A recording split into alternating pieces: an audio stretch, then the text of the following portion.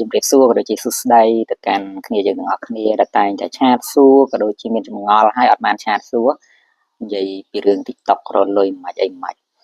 តាមពិតទៅ TikTok ងាយស្រួលរកលុយជាង Facebook TikTok ស្តៀង YouTube ងាយរក view រក follow ហើយមិនបាច់ប្រើ VPN ទេរបៀបបង្កើតគឺវាងាយយើងជាទូទៅយើងបង្កើតវាធម្មតាក៏ប៉ុន្តែ TikTok សម្រាប់រកលុយគឺវាមានតិចនិចបង្កើតតិចឯងថ្ងៃហ្នឹងខ្ញុំនឹងស្រាយចម្ងល់អ្នកទាំងអស់គ្នាដំបូងទាំងអស់គ្នាត្រូវមាន Gmail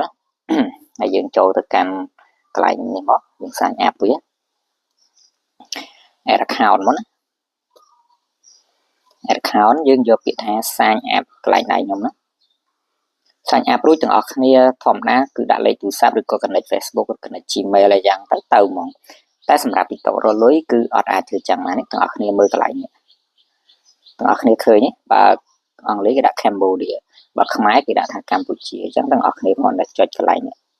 ចុចកន្លែងប្រទេសហ្នឹងមកណាចុចរួចយើងចុចកន្លែងនេះយើងដូរប្រទេសយើងដាក់ថា Cambodia sorry យើងដាក់ United States មកណានេះបើភាសាខ្មែរយើង search កន្លែងហ្នឹងយើងដាក់ថាសហរដ្ឋមកវាឡើងសហរដ្ឋអាមេរិកបន្ទាប់មកទៀតយើងប៉ះនេះណាយក United States មកហើយបន្ទាប់មកទៀតឥឡូវខ្ញុំលេខទូរស័ព្ទខ្ញុំអត់មានទេដោយសារខ្ញុំប្រើអស់ហើយខ្ញុំប្រើជាមួយ Gmail អញ្ចឹងយើងយក continue ជាមួយនឹង mail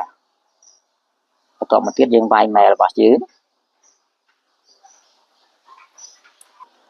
អូខេកន្លែង mail នេះខ្ញុំសុំលាក់តិចខ្ញុំធ្វើដើម្បីជាឯកជនភាពរបស់ខ្ញុំណាកុំឲ្យ YouTube អីគេចាក់ហើយយើងចុចទៅមុខមកណាយើង save mail យើងយ៉ាងមកខ្ញុំលាក់សិនហើយតនេះយើងបង្កើតលេខសម្ងាត់អញ្ចឹងលេខសម្ងាត់ខ្ញុំសុំលាក់ដែរដោយសារសូមរក្សាឯកជនភាពទាំងអស់គ្នាគួរយល់កន្លែងហ្នឹងអូខេឥឡូវខ្ញុំបានសរសេរលេខសម្ងាត់ខ្ញុំរួចខ្ញុំចុច continue យើង save វាទុកទៅ save password យើងរើសឲ្យខែដាក់ឲ្យត្រូវរបស់យើងមកណាស្រួលពេលខូចអីទៅយើងស្រួលដោះកុំឲ្យពិបាកដោះហើយយើងចុចបន្តខ្មែរថាបន្ត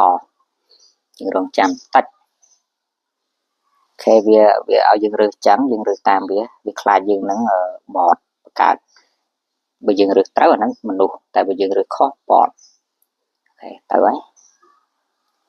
តែវាឲ្យយើងរើស user ខ្ញុំសូមដាក់ថា